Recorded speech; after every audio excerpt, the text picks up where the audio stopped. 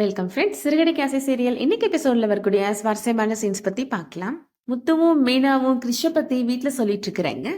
கிருஷ்ண நாங்க தத்தெடுத்து வளர்க்கலாம்னு இருக்கிறோம் அப்படின்னு சொல்றாங்க. அதை கேட்ட உடனே விஜயா கோபப்படுறாங்க.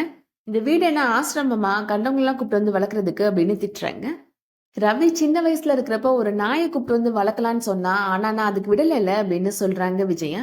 பாவமா, இப்ப அந்த நாய் என்னாச்சுன்னே தெரியலமா அப்படின்னு சொல்லிட்டு இருக்கிறாரு ரவி. இதுவும் ஒண்ணா அப்படின்னு கேக்குறாரு அண்ணாமலை. எனக்கு ரெண்டும் ஒண்ணுதான் அப்படின்னு விஜயா ரொம்ப கட் அண்ட் ரைட்டா பேசுறாங்க. இது என்னோட வீடு, இந்த வீட்ல எல்லாம் கொண்டு வந்து யாரையும் வளர்க்க கூடாது அப்படின்னு சொல்றாங்க விஜயா. ஏற்கனவே எனக்கு பிடிக்காதவங்க எல்லாம் இந்த வீட்ல வந்து வாழ்ந்துட்டு இருக்கிறாங்க அப்படின்னு சொல்றாங்க விஜயா. என்ன தாங்க சொல்றாங்க அப்படின்னு மீனா சொல்றாங்க. என்னையும் சேர்த்துதான் அப்படின்னு சொல்றாரு முத்து. கிருஷ்ணன் நாங்க தத்தெடுத்துட்டோம்னா அவன் எங்களோட பையனாயிருவான், அவன் இந்த வீட்ல தான் இருப்பான் அப்படின்னு சொல்றாரு முத்து. இது நல்ல விஷயம் தானே, அந்த பையனுக்கு ஒரு நல்ல ஃபியூச்சர் அமைச்சு கொடுக்கணும்னு நினைக்கிறாங்க அப்படின்னு ஸ்ருதியுமே சப்போர்ட் பண்ணி பேசுறாங்க. ரவியும் நானும் இதுக்கு சப்போர்ட் பண்றேன் அப்படின்னு சொல்றாரு.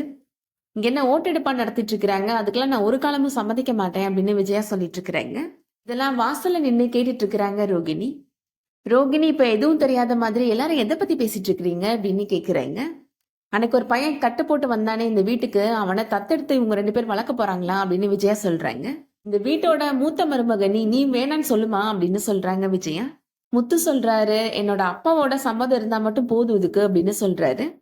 கிறிஷோட பாட்டி இதுக்கு சம்மதம் சொல்லிட்டாங்கன்னா போதும், நான் கண்டிப்பா கிறிஷ் இந்த வீட்டுக்கு கூட்டிட்டு வந்துருவேன் அப்படின்னு சொல்றாரு முத்து. அண்ணாமலையுமே இது நல்ல விஷயம்தான், இந்த வீட்டுக்கு அந்த பையன் வரணும்னு கடவுள் நினைச்சாருன்னா கண்டிப்பா எப்படியாவது கொண்டு வந்து சேர்த்துருவாரு அப்படின்னு சப்போர்ட் பண்ணி பேசுறாரு. இதெல்லாம் கேட்டு ரோகிணி ரொம்ப டென்ஷன் ஆயிடுறாங்க. ரோகிணி இப்ப அவங்க அம்மாவுக்கு கால் பண்றாங்க. ஆரம்பத்துல இருந்தே மீனா கூட உன்னை பேசக்கூடாதுன்னு சொன்னேன்லம்மா அப்படின்னு சொல்லி திட்டுறாங்க. இப்ப கூட முத்து மீனாவும் கால் பண்ணாங்கம்மா, நான் தான் போன் அட்டன் பண்ணவே இல்லை அப்படின்னு சொல்றாங்க ரோகிணியோட அம்மா. அவங்க எதுக்கு கால் பண்ணாங்கன்னு தெரியுமா, எல்லாம் கிருஷிக்காக தான் அப்படின்னு சொல்லிட்டு நடந்த விஷயத்த பத்தி ரோகிணியோட அம்மாட்ட சொல்றாங்க ரோகிணி. உங்க வீட்டுல எல்லாரும் என்னம்மா சொன்னாங்க அப்படின்னு ரோகிணியோட அம்மா கேக்குறாங்க. அதெல்லாம் எதுக்குமா கேக்குற, நீயே கிருஷ்ண மீனாட்ட கொடுத்துருவ போல அப்படின்னு கேக்குறாங்க ரோகிணி. கிருஷ்ண நீ என்னைக்கு ஏத்துக்க போறேன்னு தெரியலமா, அது வரைக்கும் அவன் உன் பக்கத்துல இருந்த மாதிரியாவது இருக்கும்ல அப்படின்னு ரோகிணியோட அம்மா சொல்லிட்டு இருக்கிறாங்க. அதை கேட்ட ரோகிணி இன்னமும் டென்ஷன் ஆயிடுறாங்க. கிறிஷ் என்னோட குழந்தைமா, அதை எப்படி நான் அவளுக்கு தத்து கொடுக்க முடியும் அப்படின்னு கோவப்படுறாங்க. இனிமேல் அவங்க ஃபோன் பண்ணாங்கன்னா நீ அட்டன் பண்ணாத, வீட்டுக்கு தேடி வந்தாங்கன்னா பயங்கரமா திட்டி அனுப்பிடுமா அப்படின்னு சொல்றாங்க ரோகிணி. இதுக்கிடையில முத்து மீனாட்ட சொல்லிட்டு இருக்கிறாரு, கிறிஷோட பாட்டிக்கு நான் கால் பண்ணினேன், அவங்க எடுக்கவே இல்லை அப்படின்னு சொல்றாரு. நீ கிறிஷ் பாட்டிக்கு கால் பண்ணி கிறிஷ தத்தெடுக்கிற விஷயத்த பத்தி கேட்டு பாரு மீனா அப்படின்னு சொல்றாரு முத்து.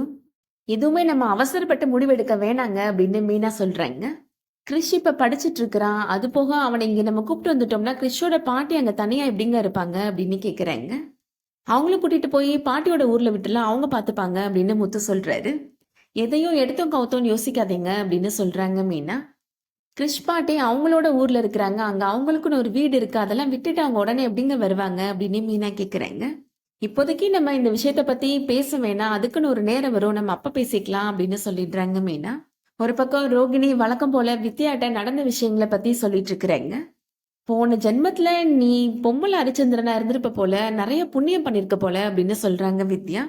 இவ்வளவு பொய் சொல்லியும் இன்னும் வீட்டுல மாட்டிக்காமல இருக்கிற அப்படின்னு சொல்றாங்க வித்யா. கிறிஷோட பர்த்டே ஃபங்க்ஷன்ல வச்சே நீ மாட்டிக்க வேண்டியது, நல்ல வேலை நான் வேலை இருக்குன்னு வராம போயிட்டேன், இல்லாட்டி கேக்குக்கு பதிலா என்ன வெட்டிருப்பாங்க அப்படின்னு சொல்றாங்க வித்யா. ரோகிணி சொல்றாங்க, கிறிஷையும் அம்மாவையும் நான் இங்க கொண்டு வந்து வச்சுக்கலான்னு இருக்கிறேன் அப்படின்னு சொல்றாங்க. அவனை இங்க ஏதாவது ஒரு நல்ல ஸ்கூல்ல சேர்த்து விட்டுறலாம் அப்படின்னு சொல்றாங்க ரோகிணி. அவங்க என் கண் பார்வையிலே இருந்தாங்கன்னா சுச்சுவேஷனை நான் ஈஸியா சமாளிச்சிருவேன் அப்படின்னு சொல்றாங்க ரோகிணி. வித்யா சொல்றாங்க, எத்தனை நாளைக்கு தான் இப்படி மாட்டிக்காமலே பொய் சொல்லிட்டே இருப்ப அப்படின்னு கேக்குறாங்க. சீக்கிரமாவே நான் கன்சீவ் ஆகலான்னு இருக்கிறேன் அப்படின்னு சொல்றாங்க ரோகிணி. எங்களுக்குன்னு ஒரு குழந்தை வந்துருச்சுன்னா மனோஜனை ஈஸியா ஏத்துப்பான் அப்படின்னு சொல்றாங்க. கல்யாணமாகி 1 இயர் ஆயிடுச்சு, எனக்கு இன்னும் குழந்தை இல்லை, நான் சீக்கிரமா ஒரு டாக்டரை போய் பார்க்கணும் அப்படின்னு சொல்றாங்க ரோகிணி. இதுக்கிடையில மீனாவோட தங்கச்சி மீனாவுக்கு கால் பண்றாங்க. எக்ஸாம் எழுதி எனக்கு ரிசல்ட் வந்துருச்சுக்கா, நான் ஃபர்ஸ்ட் கிளாஸ்ல பாஸ் பண்ணிட்டேன்க்கா அப்படின்னு ரொம்ப சந்தோஷமா சொல்றாங்க. அதை கேட்ட மீனா கண் கலங்குறாங்க. எல்லாம் அந்த பொன்னியம்மனாலதான் அப்படின்னு சொல்றாங்க. சீதா சொல்றாங்க, நீ வேலைக்கு போய் என்ன படிக்க வச்சக்கா, உன்னாலதான்க்கா இன்னைக்கு நான் டிகிரி வாங்க போறேன் அப்படின்னு அவங்களுமே ரொம்ப எமோஷனலா பேசுறாங்க. யதார்த்தமா இப்போ முத்து அங்க வராரு. என்ன மீனா கண் கலங்குற, யார்கிட்ட பேசிட்டு இருக்கிற அப்படின்னு கேக்குறாங்க. சீதாவே சொல்லுவாங்க, பேசுங்க அப்படின்னு சொல்லி கொடுக்குறாங்க மீனா. என்னாச்சு சீதா, அவ ஏன் கண் கலங்குறா அப்படின்னு கேக்குறாரு முத்து. நான் டிகிரி வாங்க போறேன் மாமா, நான் ஃபர்ஸ்ட் கிளாஸ்ல பாஸ் பண்ணிட்டேன் அப்படின்னு சீதா ரொம்ப சந்தோஷமா சொல்றாங்க. அதை கேட்ட முத்துவுமே கண் கலங்குறாரு. உண்மையிலேயே ரொம்ப பெரிய விஷயம். எனக்கு உன்னை நினைச்சா ரொம்ப பெருமையா இருக்கு சீதா அப்படின்னு சொல்றாரு. நீங்க அக்காவை கூப்பிட்டுட்டு வீட்டுக்கு வரீங்களா மாமா அப்படின்னு கேக்குறாங்க சீதா. ஒரு பெரிய மாலையை வாங்கிட்டு கண்டிப்பா உன்னை பார்க்க வரோம்டா அப்படின்னு சொல்லிட்டு அவருமே எமோஷனலா பேசுறாரு. மீனாவுமே ரொம்ப சந்தோஷத்துல முத்துவை ஹக் பண்ணிட்டு அழுறாங்க. அதோட இன்னைக்கான எபிசோட் முடியுது. முத்துவும் மீனாவும் கிறிஷ தத்தெடுக்க போறாங்களா? அதனால என்ன பிரச்சனை வரப்போகுது? வெயிட் பண்ணி பார்க்கலாம். இந்த வீடியோ பிடிச்சிருந்துச்சுன்னா லைக் பண்ணிக்கோங்க. சீரியல் அப்டேட்ஸ்க்கு நம்ம சேனலை சப்ஸ்கிரைப் பண்ணிக்கோங்க. தேங்க்ஸ் ஃபார் வாட்சிங்.